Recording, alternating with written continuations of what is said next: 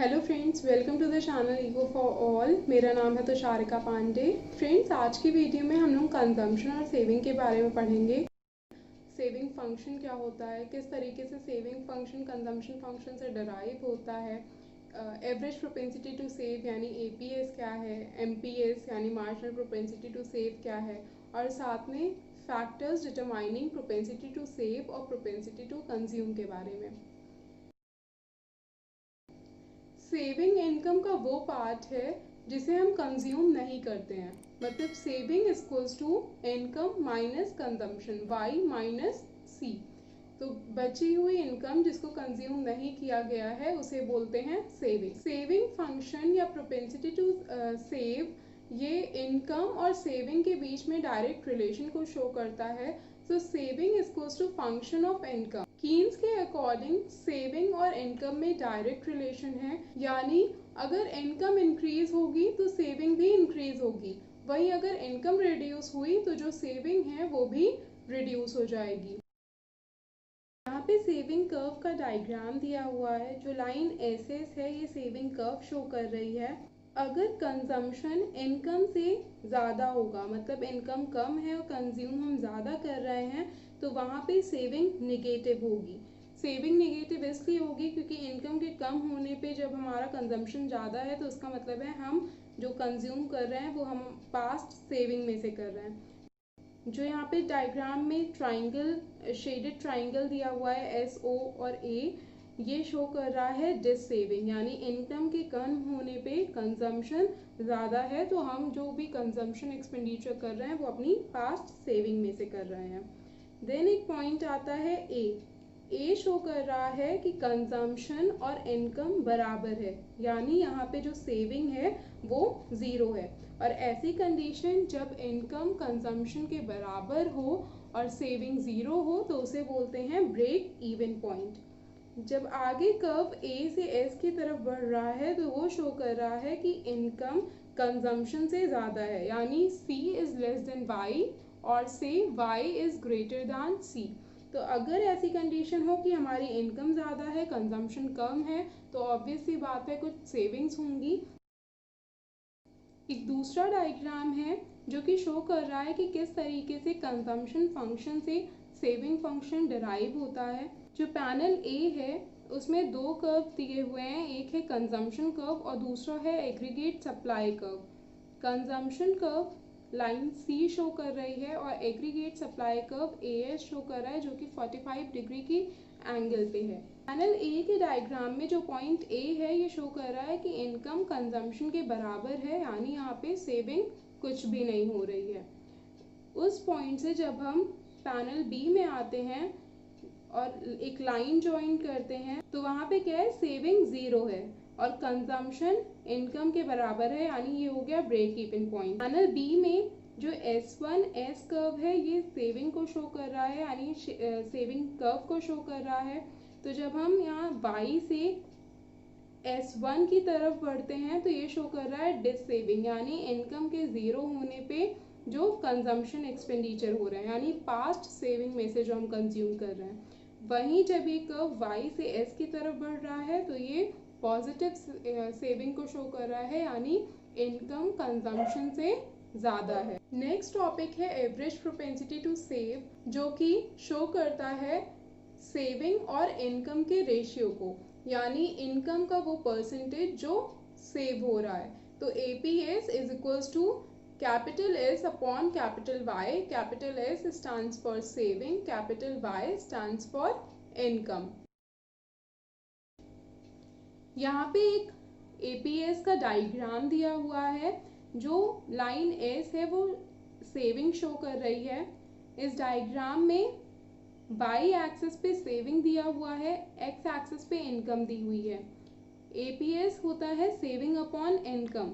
तो यहाँ डायग्राम में जो पॉइंट T है वो शो कर रहा है कि उस पॉइंट पे APS हो जाएगा TR यानी सेविंग अपॉन TP यानी इनकम। तो APS हो जाएगा TR अपॉन PT। वहीं नीचे जहाँ पे एक्स एक्सिस पे एक डॉट शो हो रहा है वहाँ पे शो करता है कि सेविंग ज़ीरो है। इसका मतलब यहाँ पे APS हो जाएगा 0 अपॉन OP, यानी APS की वैल्यू यहाँ पे आएगी 0। तो जो APS की वैल्यू है वो पॉजिटिव भी होती है, निगेटिव भी होती है और 0 भी होती है। जब हम आगे T की तरफ बढ़ रहे हैं तो APS की वैल्यू पॉजिटिव है, जो एक्स एक्सिस पे डॉट दिख रहा है यहाँ पे APS की वैल्यू 0 है, और वहीं जब हम नीचे की तरफ आएंगे तो APS की वैल्यू हो जाएगी निगेटिव। नेक्स्ट टॉपिक है मार्जिनल प्रोपेंसिटी टू सेव यानी MPS। MPS एक रेशियो शो करता है चेंज इन नेशनल इनकम और चेंज इन सेविंग का, यानी नेशनल इनकम में चेंज होने से कितना ज़्यादा सेविंग में चेंजेस आ रहे हैं। सिम्बॉलिकली हो जाता है change in saving upon change in income. यहाँ पे जो MPS का डायग्राम दिया हुआ है, यहाँ पे सेविंग कर्व पे 2 पॉइंट शो हो रहे हैं, एक है पॉइंट T और दूसरा है पॉइंट A। जब पॉइंट T से पॉइंट A की तरफ बढ़ रहे हैं तो ये शो करता है कि change in national income point T से पॉइंट N की तरफ बढ़ रही है, और change in saving point N से पॉइंट A की तरफ बढ़ रही है। तो यहाँ पे MPS की वैल्यू क्या हो जाएगी, AN अपॉन NT, यानी change in saving upon change in income.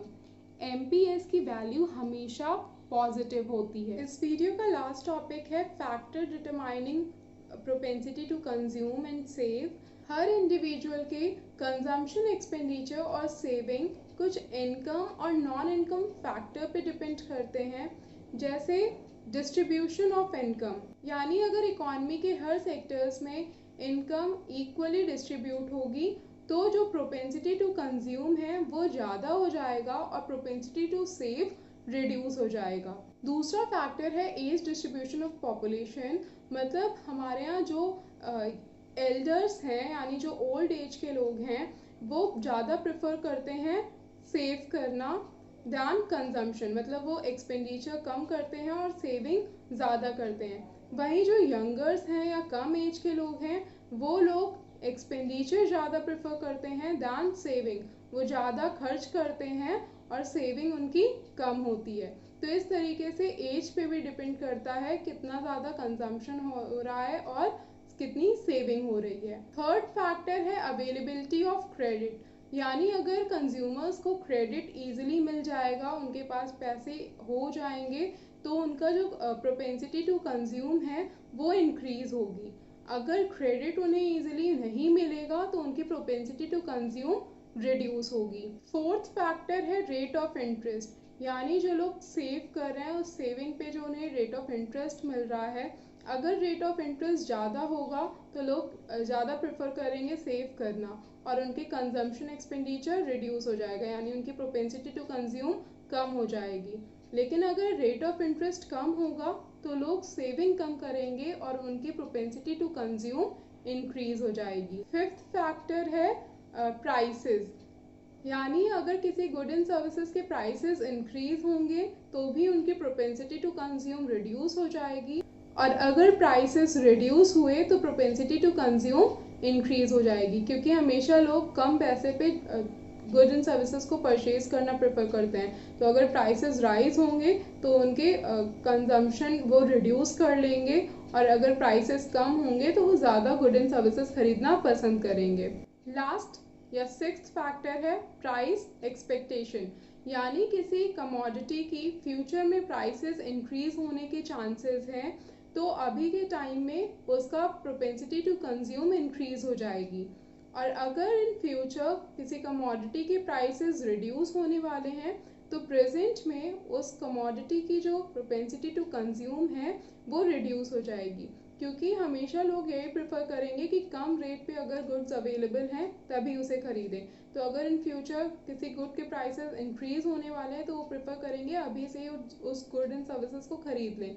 लेकिन वहीं अगर इन फ्यूचर प्राइसेस कम होने वाले हैं तो प्रेफर करेंगे अभी रुक जाते हैं, बाद में जब प्राइसेस कम होंगे तब खरीदेंगे। तो ये कुछ फैक्टर्स थे जिन पे प्रोपेंसिटी टू कंज्यूम और प्रोपेंसिटी टू सेव डिपेंड करती है। Thank you friends, I hope आप लोगों को ये वीडियो पसंद आई होगी, टॉपिक सारे समझ में आए होंगे। प्लीज़ इस वीडियो को लाइक ज़रूर करिएगा मेरे चैनल को अभी तक आप लोगों ने अगर सब्सक्राइब नहीं किया है तो प्लीज़ सब्सक्राइब करिएगा, बेल आइकन को क्लिक करना मत भूलिएगा, जिससे आपको आगे की भी अपडेट्स मिलती रहे। Thank you.